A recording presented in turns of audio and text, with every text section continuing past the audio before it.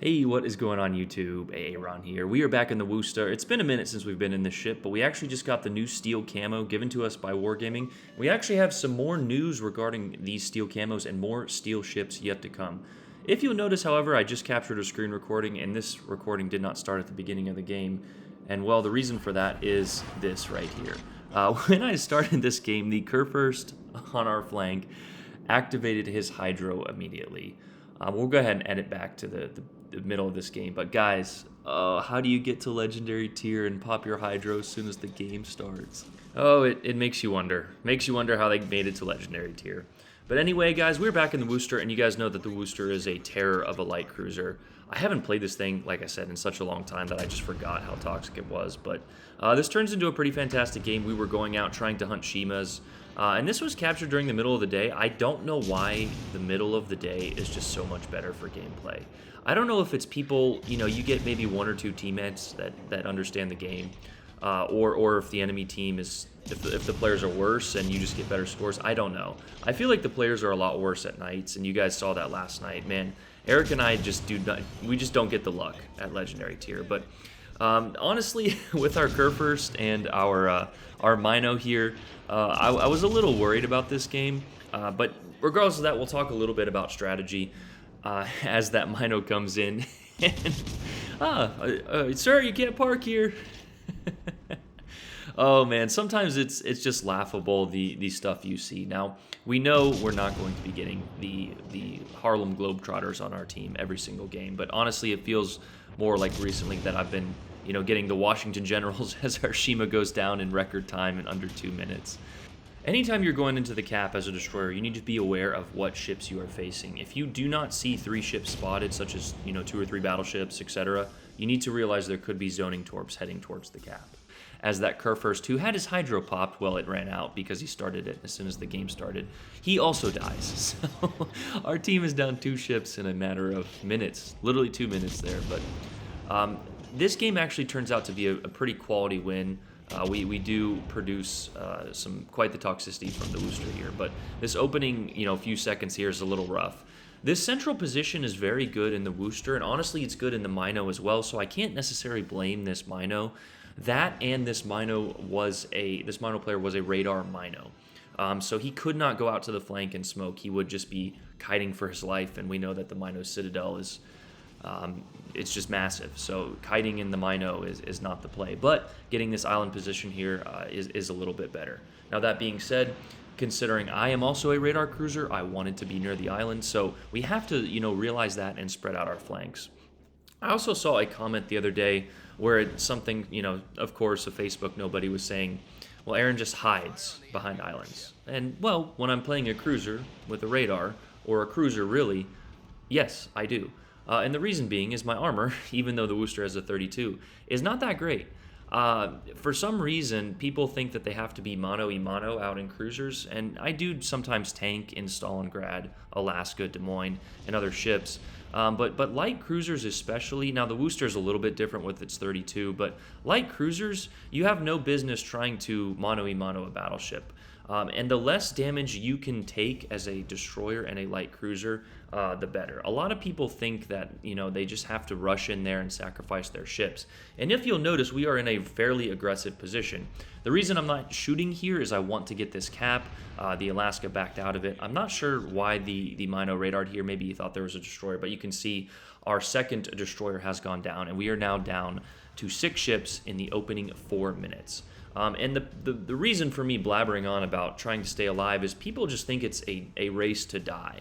And while we know, like we mentioned, you're not going to get the best players every game, if you're trying to improve as a player, try to just live past the 7-minute mark. Now that being said, that does not mean kite to the back of the map. You will see our battleship here, and our battleship actually did take a lot of fire from the enemies. You'll notice he's fairly low, and he actually does come in clutch at the end. So if you are getting focused, do kite away, but don't kite to the back immediately, and survive with all of your health for the entire game. There's a very fine line of being too passive and too aggressive, but I just see far too many players, especially after 5 p.m. East Coast time, just dying in literally just 2 minutes there. So if you take anything away from that, it is utilize your health more intelligently. But we have this Mino out on the flank here. We do have that Alaska pushing in on us. So we're trying to take care of this Mino. It looks like our friendly Mino, though, is giving him the business. And that is when the Alaska pops around the corner here. We are in a fairly safe spot. Like we mentioned, this Worcester has a 32, but we do have some battleships out on our flank, so we don't want to back up that much. And we also do not want to turn that much either. That Alaska has American AP and good penetration angles, as you can see on this Mino. And I actually think we saved that Mino. He bumped into us, of course, and I think that saved him from getting dev struck. But for some reason, the other Shima on the enemy team decided to pop out in front of a few cruisers and battleships and die himself. So shout out to destroyer players and Shimas for dying in the opening minutes. You make the game far more enjoyable for the rest of us surface ships. No, seriously, if you're a destroyer player and you're dying in the opening minutes, reevaluate your play because you're not playing correctly. Now, hiding behind islands on the back of the map, as we know, is definitely not the right way to play either, but you need to be alive to spot for your team. I cannot tell you how frustrating it is to see destroyer players die in the opening minutes. You just know it's going to be a rough game. But here, this Mino is not utilizing the strategy of island cover or playing passively in the opening minutes, and as a result, he is going to go down. Now, leading shots like this when somebody is turning is a little bit frustrating, but the other Mino from our flank gets it.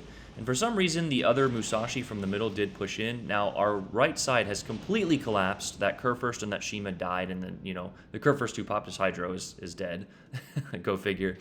So we have absolutely nobody in the middle. There is that one battleship, and if you notice, we actually did lose another cruiser in that meantime. And that's just what I'm talking about, guys. If you can try and focus on living past the 7-minute mark, you will see yourself bettering in terms of credit earnings, score, damage, etc.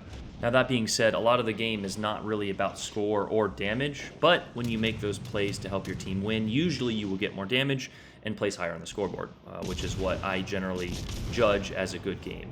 You should try to be aiming for around 2,000 XP at higher tiers, 17, 1,800 at lower tiers every game.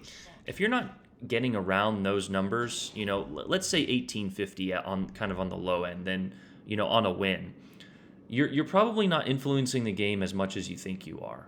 Now, that being said, sometimes the enemy team is just so bad that the game is over very quickly.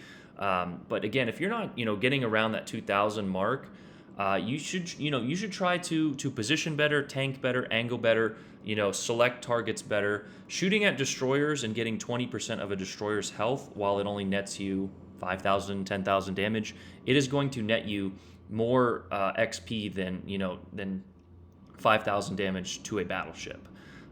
It is percentage based on ships. Radar cruisers, who are dangerous to your friendly destroyers, if you decide to shoot over them to shoot battleships, you will see your score drop. But if you start shooting the cruisers, the destroyers, seeing what your team needs. I know I'm preaching a lot in this video, but in the meantime here, we have a good standoff. The enemy does have one cap advantage, which is why it is always important to get to the caps. This game actually comes down to the wire because we do not get this central cap. But in my mind, I was thinking, okay, the enemy ships have been pushing over for quite some time already. They are probably already close to B. I wanted to go into B, and I could tell this Mino did as well, but unfortunately, you will see here in a few moments, we are not able to do so. But because we have this Yamato left alive, he is able to spot for us briefly, and there is the enemy Yamato. There is, 3 battleships and a cruiser, and we know that the cruiser is a Napoli. I think I checked the scoreboard later, but the cruiser is a Napoli. But you can see that Yamato is fairly full health. The Napoli is kind of low, and the main is only missing a little chunk there. So we've got some work to do. But because this Yamato can spot for us, now ideally we would want a destroyer out there, and that's why I'm on my soapbox here trying to preach to destroyer players. If a destroyer player was out there, he would be having a field day with spots, with torps, with guns potentially, but unfortunately our destroyers are not. So this Yamato is doing our spotting in the meantime, but he was very low, and unfortunately he does die. Now he actually throws a plane up at the last minute, which really helps keep the spots on these ships. And notice we're just trying to select fire here. We get one fire on that Yamato, we switch to another Yamato. The reason for that being is some players tend to put out single fires. When they put out that single fire, you can get a double fire, and with the nerf to Will to Rebuild, a double fire will now tick into their health, killing them. And if you think that is unfair, then you need to play battleships better. I'm sorry. This position is truly unfair to battleships, but notice how they're all clumped up. None of them are spreading out. None of them are trying to get spots, so it is their fault. Now, that being said, we are in a tricky spot because we did lose those spots now, but we've gotten, what, 4 fires there in a short amount of time. This Mino pops a radar, and I don't really know why. Maybe he thought they were going to be in the radar range, but now is when I have to use my health points, right? If you look at our Musashi, he is low. Our Mino can't tank worth anything, right? He gets 2 or 3 shots from anybody, essentially. I think even the Napoli can overmatch him. He is dead. So I am making the play to go out on the flank here and spot for our team. The Musashi probably could have made that play, but with 2 Yamatos alive, you see how much health he had. He didn't have that much. So we are going to go ahead and go into the cap here. Now, I did not know whether those battleships turned in or not. You can see the main sort of turning in here, so I have to kite out, right? I cannot just YOLO into there without knowing where those battleships were. Now, we did know that the Mino had a radar, so they weren't close, but you can see that even 14, 13 kilometers there, if we would have turned in, we probably would have been dead. Now, I actually think this one Yamato is trying to do his stupid challenges, and he is shooting HE, but the other one was shooting AP. So we go ahead and throw on the brakes, throw on a little dodge, and when I say utilize my health now, I'm not just going to go out there and sell broadside, right? I'm still going to angle, I'm still going to dodge, I'm still going to turn my rudder and adjust. Anytime you're in this situation, you should try to adjust your rudder, adjust your steering, and this is where agile builds come into play. But if you'll notice, DPM, the DPM build we have, which is Norman Scott on this Worcester, has been so much more effective than an agile build. Yes, you can be effective with agile builds in agile ships, but DPM builds and knowing what to do are far more influential on the game. And now that being said, the Amalfi, the Napoli, a few other ships, the Mogami maybe, they do benefit from agile builds because those ships are meant to be played out in the open. But slapping an agile build on just a ship that doesn't really need it or is meant for it, you're probably going to be wasting your time and reducing your overall effectiveness in the game. Our Musashi got a great shot on that Yamato. And he goes down. Now, this main is actually making a smart play, and I'm not sure what our Mino is doing. I think he got stuck. I'm not sure. He actually does live this, but I thought he was going to die here. I thought he was going to get dev struck. But he actually gets a good set of torpedoes off going around this island here. You can see he did a loop, and he's coming back. I was not sure what he was doing here, but regardless, he gets his torps off. I don't know where the main was looking. Maybe the main was looking out at our Musashi here. So good on our Musashi for getting that flank. But you can see that one shot on that Mino, and one more shot, and he probably would have been dead. But the Mino pops his heel, and thank goodness the Napoli had a HE loaded, so the Mino is not dead yet. And there come those single-fire torps. I can see the torps going into the main, so what purpose would it serve to shoot at the main? I think I threw 1 or 2 shots, and then I focused on the Napoli. Now here we are in a little bit of a tough position. That Yamato is still on the inside island of B here, and that is why I use overview camera. You guys, some people, and it does get annoying, I'm watching this replay back, but using overview camera will allow you to see more of the game. And there comes that Yamato, and we're already turned in, creating a small profile. Now we also have a fire on that Napoli, and down he goes. So prioritizing your targets are essential. And you actually look at the clock, there's 90 seconds on the clock, and we are down still almost 120, 140 points there. So we have to kill this Yamato, right? There's no time for caution, in Interstellar there. But there pops the high caliber. We've already got the Witherer there being toxic in the Worcester. But our team actually does get this kill. It's a lot closer than it should have been.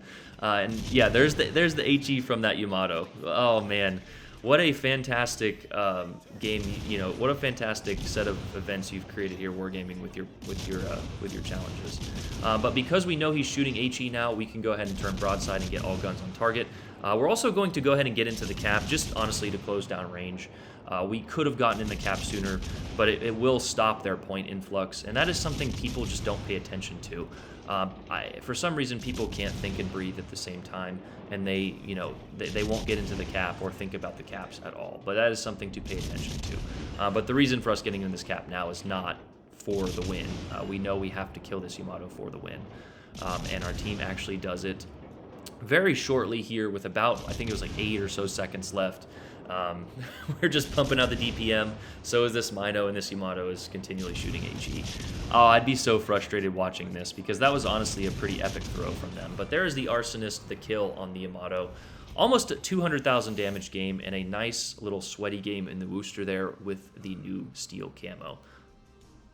So a huge shout out to that Mino and that Yamato, or that Musashi at the end. I think that guy sent me a message. But a nice little 3271 with the high caliber Wither and Arsonist there. So a good game, a nice little credit earnings at Legendary tier there. And we'll go ahead and show you guys the camo in the port and then talk to you guys about the news. But here in first, actually, we'll show you the build we were running. So just basic Norman Scott. I do think Einstein is a little bit better, but yeah, that's for your own personal preference. But alas, here we are in the Fjords port. I like that just a little bit better for this camo. I think it looks a little bit nicer. But yeah, guys, that is a nice looking camo, and the counter does update after the game. It does not update during the game, but it does show your kill count on the front of the boat there. So just a nice little touch from Wargaming. So something to think about spending your steel on, and where you would do so is in the Forge. But we just captured this from Wargaming's live stream highlight the other day. They are adding new steel ships. So our post was not wrong a couple weeks ago. Some people said it might be more stuff, and I thought it was just going to be these camos, but Blip did confirm on stream, and I will go ahead and link that in after you see the camos in the store here, that there will be more steel ships added to the Forge this year. Yeah. Any new steel ships? There's going to be new steel ships this year. So there you guys have it. New steel ships in the Forge by this year. Typical Wargaming, they drop a nice camo with the counter there, and then they tell us that there's going to be a new ship. But let me know what you guys are going to do with your steel. Are you going to save it? Are you going to get the camo? Or do you care about steel? Because honestly, it's one of those kind of broken economies. But regardless of that, that is the video, guys. Hope you guys enjoyed me being toxic in the Worcester for a little bit of solo action there. And everyone have a great day. Aaron out. Peace.